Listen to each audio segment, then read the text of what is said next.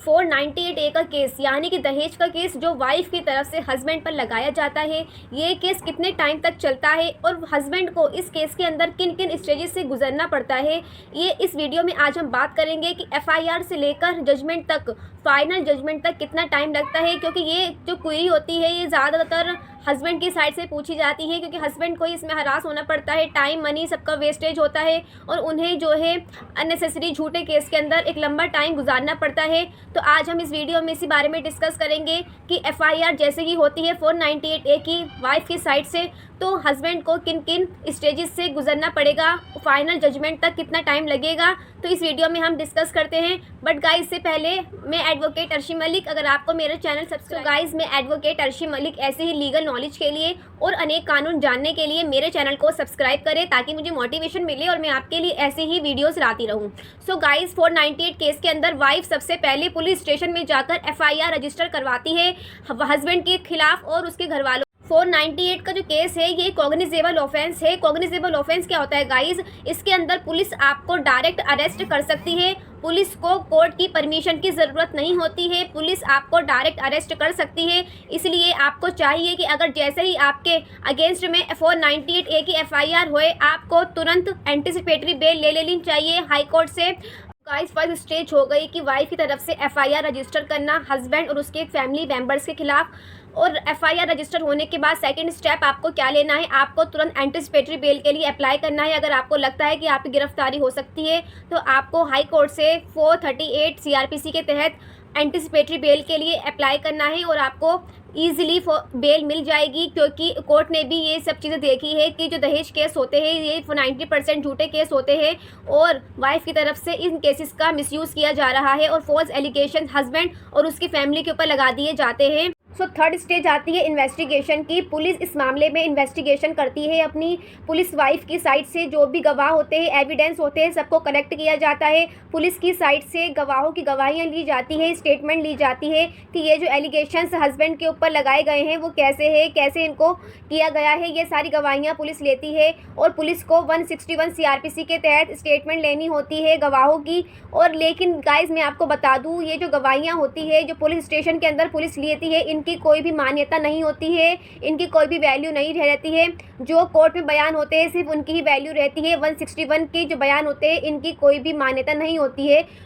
Fourth stage होती है chargesheet file करना, कि पुलिस 60 डेज़ के अंदर जो भी पुलिस ने इन्वेस्टिगेशन करी है वो चार्जशीट के अंदर लिखा जाता है। सारे के सारे बयान, सारे एविडेंसेस, सारी स्टेटमेंट सब कुछ चार्जशीट में लिखा जाता है और वो 60 डेज़ के अंदर अंदर कोर्ट के अंदर फाइल करी जाती है चार्जशीट। और चार्जशीट की कॉपी एक्यूज्ड को यानी कि हस्बैंड और उसकी फैमिली को भी दी जाती है।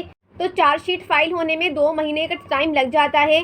तो फिफ्थ स्टेज आती है चार्ज फ्रेम करना, कि कोर्ट चार्जशीट देखने के बाद कि इस पर कौन कौन से सेक्शन बनते हैं, हस्बैंड के खिलाफ कौन कौन से सेक्शन बनते हैं, सारे सबूतों के कलेक्ट होने के बाद चार्जशीट के अंदर जो जो लगाए गए हैं क्या ये बन रहे हैं, नहीं बन रहे हैं, इस पर चार्ज फ्रेम करा जाता है। और हस्बैंड से भी पूछा जाता है कि ये जो चार्ज लगाए गए हैं इस पर आप कोई बहस करना चाहते हो, आर्ग्यूमेंट करना चाहते हो, तो हस्बैंड का जो एडवोकेट है वो इस पर आर्ग्यूमेंट कर सकता है कि ये चार्ज नहीं लगाए जाने चाहिए, ये एलिगेशन झूठे हैं, इसकी कोई भी एविडेंस नहीं लिखा गया है। तो आप जो है वो चार्ज फ्रेम करते टाइम आर्ग्यूमेंट कर सकते हो और कोई भी सेक्शन को रिमूव करवा सकते हो जो आपके खिलाफ लगाए गए हैं चार्जशीट के अंदर। तो ये फिफ्थ स्टेज होती है चार्ज फ्रेम करना। चार्ज फ्रेम होते हैं तो हस्बैंड की तरफ से जो एडवोकेट होता है वो किसी भी फैमिली मेम्बर्स का नाम जो एफआईआर में लिखवाया गया है उसमें से हटवा भी सकता है इस टाइम पर डिस्चार्ज की एप्लीकेशन लगवा कर। तो गाइस 2 महीने का टाइम तो हो गया चार्जशीट फ्रेम करने में। गाइस 2 महीने तो आपके निकल गए चार्जशीट फाइल होने में,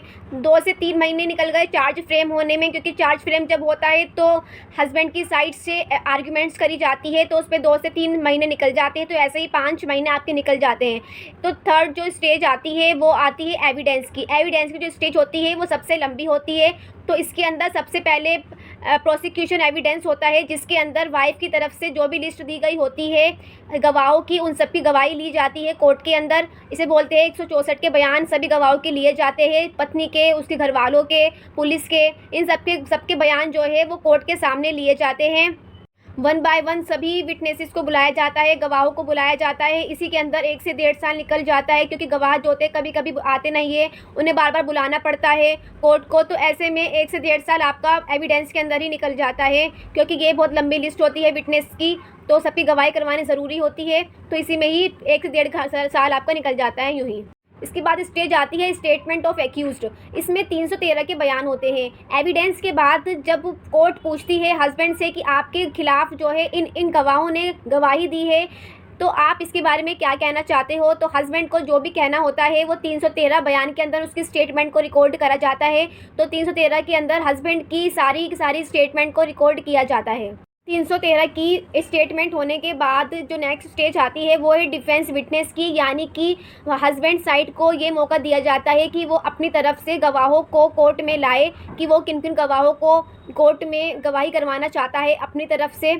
तो इसमें भी 2 से 3 महीने का टाइम आराम से लग जाता है। इसके बाद जो केस लग जाता है वो है फाइनल आर्ग्यूमेंट। आर्ग्यूमेंट होने में भी 2 महीने का टाइम लग जाता है, क्योंकि जो एडवोकेट होते हैं उन्हें पूरे केस को पढ़ना होता है, सारे एविडेंस देखने होते हैं पूरे केस के अंदर, विटनेसेस की गवाही को देखना होता है कि किसने क्या क्या बोला है, और बहुत सारी चीज़ें मतलब उनको करनी पड़ती है केस के अंदर। तो इसलिए वो कोर्ट से रिक्वेस्ट करते हैं कि हमें टाइम दिया जाए फाइनल आर्ग्यूमेंट करने के अंदर। तो इसलिए इसके अंदर भी 2 महीने का टाइम आराम से लग जाता है इस स्टेज के अंदर भी। फाइनल आर्ग्यूमेंट के बाद जो लास्ट स्टेज होती है वो होती है वर्डिक्ट की, यानी कि ऑर्डर पे लग जाता है केस। अगर 498 का केस नहीं बनता है तो हस्बैंड को और उसके घर वालों को एक्विट कर दिया जाता है, यानी कि बरी कर दिया जाता है केस से। अगर 498 का केस बन जाता है तो उन्हें पनिशमेंट दी जाती है, और वो कुछ भी हो सकती है। अगर पनिशमेंट दी जाती है, उनके अगेंस्ट में ऑर्डर आता है, तो हस्बैंड को और उसकी फैमिली को ये मौका मिलता है कि वो 30 डेज़ के अंदर अंदर अपील फाइल कर सकते हैं हाई कोर्ट के अंदर, इस ऑर्डर को चैलेंज कर सकते हैं। सो गाइज़, ये थी 498 केस की स्टेजेस जहाँ से हस्बैंड को गुजरना पड़ता है। इसके अंदर कम से कम 2 साल का टाइम लगता है, बट इससे ज़्यादा कहीं लगता है। ये मान के चलो कि 5 से 6 साल आराम से निकल जाते हैं इस केस के अंदर, क्योंकि जो वाइफ साइड से ये कोशिश की जाती है कि इस केस को लंबा चलाया जाए ताकि हस्बैंड को हरासमेंट होए, क्योंकि हस्बैंड को इस केस से गुजरना पड़ता है, उसकी टाइम, मनी, समय सबका वेस्टेज होता है। तो गाइज़, अगर आपको मेरी वीडियोज़ अच्छी लगी तो प्लीज़ मेरी वीडियो को लाइक करें और सब्सक्राइब करें मेरे चैनल को, और मेरी वीडियोज़ को शेयर करें ताकि मुझे मोटिवेशन मिले। Thank you.